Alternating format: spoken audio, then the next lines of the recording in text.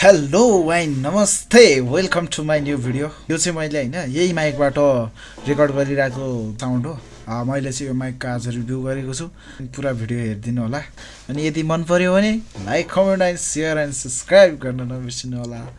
चलिए शुरू करते हैं हम आज के वीडियो में। हाँ, माइक्रोफोन रिव्यू बहुत तेज हो रहा है। तो गाइज यो हो हाम्रो प्रोफेसनल माइक्रोफोन होइन। हेरौँ आज रिभ्यू गर्दैछु म कस्तो हुन्छ होइन आजको। यसमा चाहिँ के के आउँदो रहेछ भने हेर्दैछु यो खोलेपछि सुरुमा मेनु आउँदो रहेछ। मेनु भयो त्यसपछि यो चाहिँ फिल्टर माइकको यो फिल्टरको लागि है, यो फिल्टरको लागि होइन। अनि त्यसपछि मेन हाम्रो भनेको यो हो माइक। यसमा चाहिँ हाम्रो स्ट्यान्डहरू पनि छ।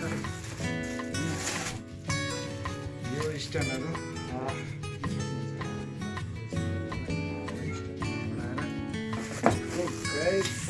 म यो फिट गर्नेवाला छु होइन।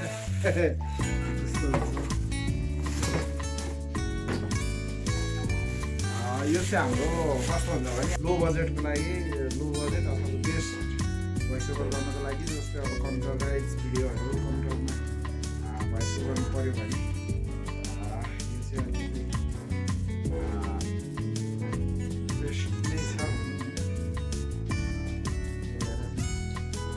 मैले अब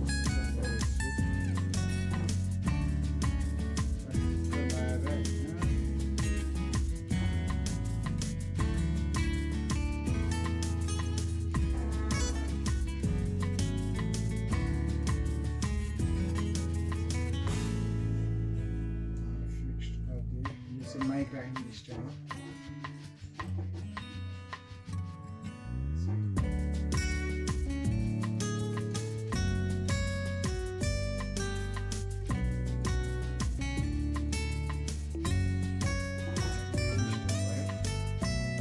यो भयो हाम्रो माइक।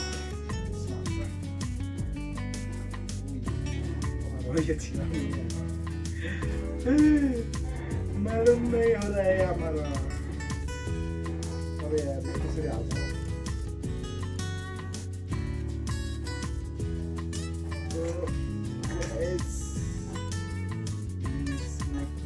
गरिदिया पछि अब यो कम्प्युटरमा जोड्नेवाला छु।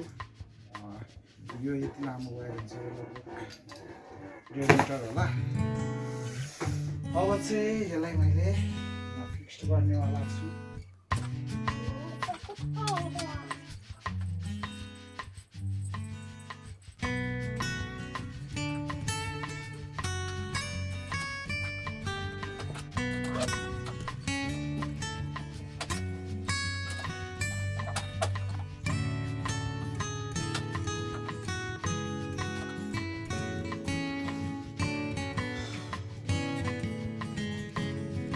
गाइस ये हुआ मेरा माइक सेटअप।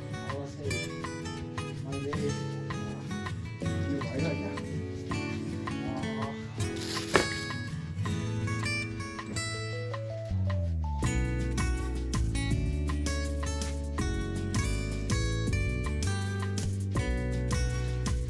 तो गाइस यो रेडी भयो हाम्रो माइक हैन। अब मैले वायर चाहिँ मैले जोडे हैन। अब वायर जोडेर हजुरहरूलाई यसको माइकको पनि देखाउने छु। हो मैले वायर जोडिसकेँ। अब यो वायरलाई चाहिँ कहाँ हुन्छ भने टक्कै मैले लग्छु होइन, कम्प्युटरमा जोडिदिन्छु। यो चाहिँ माइक्रोफोनको वायर। गाइस अब मेरो भोइस स्ट्यान्ड रेडी भयो। त्यो फाइनली गाइज मैले चाहिँ यो माइक्रोफोन माइक चाहिँ कम्प्युटरमा सेटअप गरिसकेँ।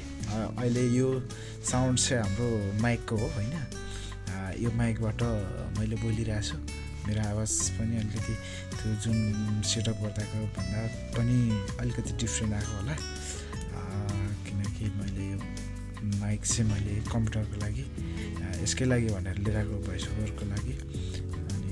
सो त्यही हो मलाई चाहिँ राम्रो लाग्यो बेस्टै लाग्यो किनकि अब लो बजेटमा यतिको साउन्ड आउनु भने ठिकै जस्तो लाग्छ मलाई चाहिँ सो त्यही हो अब यदि हजुरहरूलाई यो भिडियो मन पऱ्यो भने लाइक कमेन्ट एन्ड सेयर गर्न नबिर्सिनु होला अनि साथमा सब्सक्राइब चाहिँ गर्न नबिर्सिनु होला